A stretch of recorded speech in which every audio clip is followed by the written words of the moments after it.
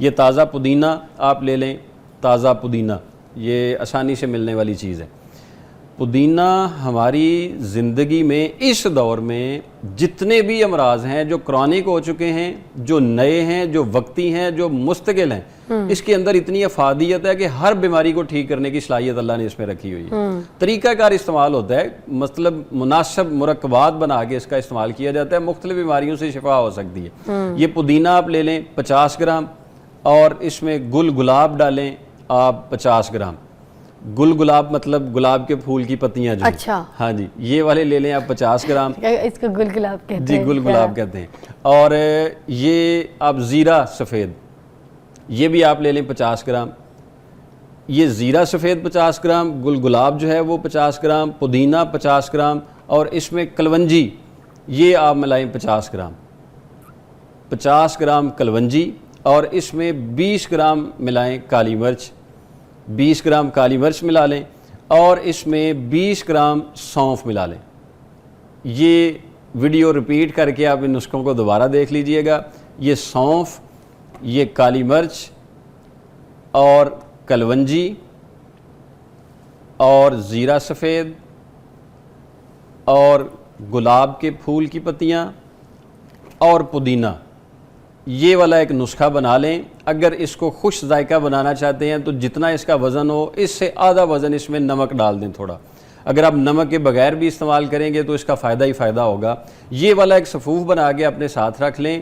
تلی نکل بھی گئی ہے خدا نہ خواستہ پھر بھی یوز کر سکتے ہیں، تلی کو بچانا چاہ رہے ہیں تاکہ وہ خراب نہ ہو، پھر بھی یہ نسخہ آپ فائدہ حاصل کر سکتے ہیں۔ معدے کے بہت سارے امراض جو تبخیر، تیزابیت، بوجھ، گھٹن جو کچھ بھی ہو رہا ہے اس کے لیے بھی یہ آپ کو بہت زیادہ فائدہ دے گا۔ استعمال یہ کرنا ہے صبح، دوپہر، شام، کھانا کھانے کے آدھا گھنٹہ بعد زیرے کے عرق کے ساتھ۔ زیرے کا عرق مل جائے گا، زیرے کے عرق کے ساتھ صبح، دوپہر، شام۔ پہلا ہفتہ 3 ٹائم پہ استعمال کرنا ہے، اگلے ہفتہ 2 ٹائم پہ استعمال کرنا ہے، پھر اس کے اگلے ہفتے 1 ٹائم پہ استعمال کرنا ہے۔ 1.5 سے 2 ماہ تک استعمال کریں۔ اللہ کے فضل و کرم کے ساتھ جو بڑی ہوئی تلی ہے، جو سوزش بن چکی ہوئی ہے، جو تلی پر اندرونی طور پر کچھ سائز میں مسئلہ آ چکا ہوا ہے، اس کے استعمال کے ساتھ میرا مالک کرم نوازی فرمائے گا اور آپ کو صحت والی لمبی زندگی عطا فرمائے گا۔ تیلی کیا واقعی آپ کے جسم میں بہت امپورٹنٹ ہوتی ہے؟ یہ کیا کام کرتی ہے؟ اس کو ڈیٹیل آپ اپنی زبانی بتائیے۔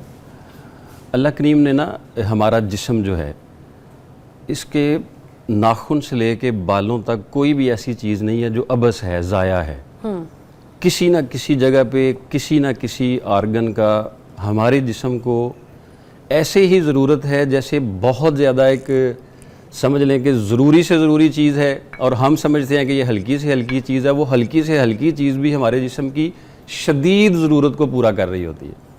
کوئی بھی جسم کا پارٹ جو ہے، وہ جسم کا عضو جو ہے نا، وہ اپنے افعال کی نسبت سے غیر اہمیت نہیں رکھتا ہے۔ مطلب اللہ تعالیٰ نے اپنی بنائی ہوئی جو جسم میں کوئی بھی ایسی چیزیں جو ہیں انسان کو جو دی، وہ ہر ایک چیز سے کام لے رہا ہے۔ بالکل کام، اور سب ایسے ہی لگتا ہے کہ یہی سب سے ضروری ہے۔ اچھا، یعنی ہر پارٹ لگتا ہے کہ یہی سب سے اہم ہے۔ گردے ہیں تو ایسا لگتا ہے اس پر ہی جسم قائم ہے، جگر ہے تو ایسا لگتا ہے اس پر ہی جسم قائم ہے، بال ہیں تو لگتا ہے اس پر ہی جسم قائم ہے، بال اڑ جائیں تو آپ کو پتہ ہے کہ کیا کیا کچھ اڑ جاتا ہے۔ اگر جسم کی کوئی بھی ساخت ہے تو اس میں سے ایک تلی ہے، سپلین جو ہے، سپلین کا آپ نے بڑا اچھا تعارف کروایا۔ مدافعتی نظام کو ہینڈل کرنا ہمارے جسم میں اس تلی کا کام ہوتا ہے۔ اچھا، مطلب ہمارے جسم پر بیکٹیریل انفیکشن، وائرل انفیکشن، اندرونی خرابی، بیرونی خرابی، جو بھی کسی بھی لحاظ سے جب اثر انداز ہونے والی ہوتی ہے تو تلی میں اللہ تبارک و تعالیٰ نے ایک ایسا نظام رکھا ہوا ہے کہ یہ اس وائرس کے خلاف ہمارے جسم کو اتنی انرجی فراہم کرتی ہے کہ یہ اس وائرس کو شکست دے سکتی ہے۔ اچھا، تو اس کو اور مختصر اگر کر لیں کہ ہمارے جسم کو تمام تر بیماریوں سے بچانے والا اگر کسی کی ڈیوٹی اللہ نے لگائی ہوئی ہے تو وہ تلی کی ڈیوٹی لگائی ہوئی ہے کہ کوئی انفیکشن، کوئی بیماری، کسی بھی بیماری کو، کسی بھی، کینسر بھی، جی بالکل ایسے ہی ہے، کینسر بھی، کیونکہ دیکھیں نا وائٹ بلڈ سیلز ہیں اس کا کام، اور ریڈ بلڈ سیلز کو اس نے پیوریفائی کرنا ہے، صاف کرنا ہوتا ہے۔ تو جیسے ہی خون کے خلیات صاف ہوں گے تو جسم میں کوئی بھی انفیکشن جگہ نہیں پکڑ پائے گا۔ تو خون کی صفائی ہمارے جسم کی صحت کی ضامن ہے۔ تو جب خون صاف ہوتا رہتا ہے تو اس وقت تک ہمارے جسم میں کوئی بھی ایسی بیماری اثر انداز نہیں ہوتی جو اس کی اصل حالت کو خراب کر دیتی ہے. تو خدا نہ خواستہ اگر اس میں کوئی خرابی پیدا ہو جاتی ہے تو پھر طرح طرح کی بیماریاں، بار بار کا انفیکشن. اور میں ایک چیز آپ کو حیران کن طور پر بتا دیتا ہوں، ہمارے اس زمانے میں بہت سارے ایسے مریض جو اپنے معدے کا علاج کروا کے تھک چکے ہوتے ہیں اور کہتے ہیں ہمیں فائدہ نہیں ہو رہا ہوتا.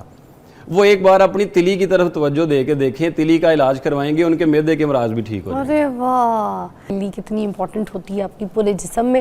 تو مزمل صاحب ہمیں بتا رہے تھے، اچھا اب ہم اس کو کس طریقے سے صحت مند رکھ سکتے ہیں؟ اس کے اندر کوئی انفیکشن تو نہیں آ رہا، یا پھر اس کو کوئی چوٹ تو نہیں لگ گئی، یا کوئی ایسی کوئی ہمارے کھانے یا کوئی ایسی چیز ہے جو ہماری اس چیز کو متاثر کر رہا ہے؟ دیکھیں، جسم انسانی کی کوئی بھی بیماری ہے، وہ تلی کے متعلقہ ہے، جگر کے متعلقہ ہے، دماغ کے متعلقہ ہے، دل کے متعلقہ ہے. ایک چیز تو میں ناظرین کی خدمت میں یہ ضرور عرض کروں گا، کسی بھی بیماری کے علاج کو شروع کرنے سے پہلے یہ چیز دیکھیں کہ اس بیماری کو بڑھا کون رہا ہے. یعنی ہماری خوراک میں کوئی ایسی چیز ہے جو اس کو بڑھا رہی ہے تو پہلے اس خوراک کو کم کریں. ہم کچھ ادویات ایسی جسم پر استعمال کر رہے ہیں، اس کے ساتھ بھی جو ہے وہ بہت سارے امراض پیدا ہو رہے ہوتے ہیں، تو پہلے ان چیزوں کو کم کریں. اگر ہم ان چیزوں کو سٹاپ نہیں کرتے ہیں اور اس کے ساتھ کوئی نہ کوئی علاج بھی جاری رکھتے ہیں تو ایک طرف سے وہ ختم ہو رہی ہوگی، ایک طرف سے وہ بڑھ رہی ہوتی ہے. میں آسانی کے ساتھ اس کو جو ہے وہ کلیئر کر دیتا ہوں. اگر آپ اپنی تلی کو ٹھیک کرنا چاہتے ہیں تو پھر تلی ہوئی چیزیں چھوڑ دیں. یہ ایک آسان سا نسخہ ہے. تلی ٹھیک رہے گی اگر آپ تلی ہوئی، فرائی کی ہوئی چیزیں جو ہیں وہ کچھ وقت کے لیے چھوڑ دیں گے تو آپ کی تلی کو بہت حد تک بہتری کے لیے جو ہے وہ ایک امید بن جاتی ہے. اچھا. دوسرے نمبر پہ اگر آپ خدا نہ خواستہ کوئی نیند کی گولیاں لے رہے ہیں تو اس کو فوری بند کر دیں. وہ کیا کرتی ہے اس میں؟ وہ آپ کی تلی پر بہت برے اثرات دیتی ہے. وہ تلی پر، جگر پر بہت زیادہ خطرناک اثرات لے رہی ہوتی ہے. تلی کا جو اندرونی مدافعتی نظام بنانے والا سسٹم ہوتا ہے وہ اس کے ساتھ آہستہ آہستہ سن ہونا شروع ہو جاتا ہے، جس سے خراب ہو جاتا ہے. چاہے ہم میلیٹونین لے رہے ہوں اس میں بھی پرابلم دیتی ہے؟ جیسے لوگ آج کل آپ کو پتہ ہے میلیٹونین پہ آ گئے. ہاں جی، تو وہ میلیٹونین تو ہمیں ویسے ہی اندھیرے سے ملتا ہے. اندھیرے سے مل جاتا ہے؟ جی، اندھیرے سے ہی ملتا ہے. یہی تو سائنسدان کہتے ہیں کہ اندھیرا بڑھائیں تو وہاں سے ہارمونز یہ پیدا ہوتا ہے. تو ہم اگر اپنی انوائرمنٹ چینج کریں، اندھیرا بہت زیادہ اپنے ارد گرد میں رکھیں اور رات کو اس طرح کی سونے کی کیفیت میں جائیں تو ہمیں اس کی ضرورت ہی نہیں رہتی ہے. اچھا اچھا، دیٹس اے گڈ تھنگ. مطلب واقعی بات وہی ہے کہ جب جو چیز جیسے بنائی ہے اس کو اس حساب سے جئیں گے تو چیزیں بھی صحیح رہیں گی، اس مناسبت سے چلیں گی. بیماری کا علاج ہمارے معاشرے میں مشکل کیوں ہوتا جا رہا ہے؟ ہم چاہتے ہیں کہ بیماری ختم ہو، لیکن جو چیزیں بیماری بڑھا رہی ہیں ہم ان کو ختم نہیں کرتے ہیں. وہ اپنے ساتھ ساتھ چلا رہے ہوتے ہیں، جس سے پھر بیماری بڑھ رہی ہوتی ہے. اس سے پھر نقصان ہو جاتا ہے. کوئی اندرونی طور پر سوزش بن جاتی ہے، ایسے اس کے اندر بھی سوزش بننا شروع ہو جاتی ہے تو پھر اس میں دباؤ پیدا ہو جاتا ہے. عمومی طور پر بیماری ہوتی ہے سپلین انلارجمنٹ، اس کا سائز کا بڑھ جانا. اس کے جو اندرونی سیلز ہوتے ہیں وہ خراب ہو جاتے ہیں تو یہ پھول جاتی ہے، جس سے پھر نقصان پیدا ہوتا ہے.